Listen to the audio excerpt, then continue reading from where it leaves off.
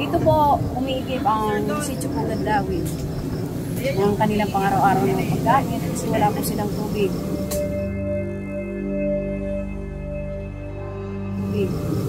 Yun po, bibigyan po namin sila ng motor para po makasampa ang tubig sa bawat bahay-bahay. Para po hindi na po sila mahirapan ng mag-iigib.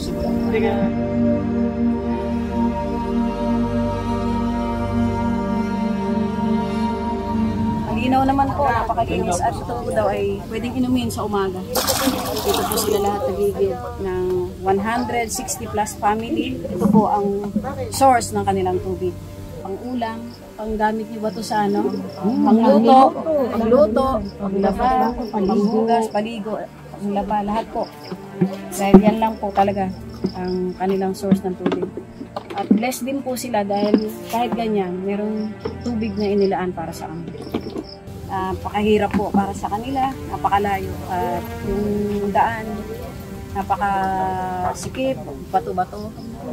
Dito po naisip na Rotary Club of Metro East na donate ang motor po na para mapadali po ang kanilang na para sa kanilang bahay-bahay.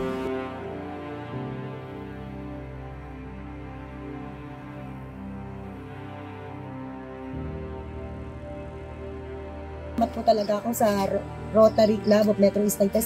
Napakaraming tinulong nyo sa amin, lalo na po dito sa balong na ito.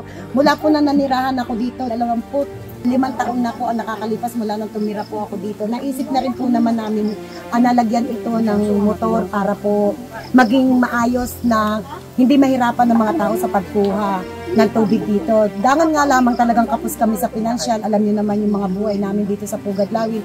Kaya nagpapasalamat po kami talaga sa sa mga Rotarians talaga na tinulungan niya kami at yung aming mga pangarap na gusto namin makamit na motor ng tubig ay ibibigay nila sa amin iyon. Yun ay hindi na magiging pangarap, magiging katotohanan dahil sa Rotary Club of Metro East Taytay. Thank you po.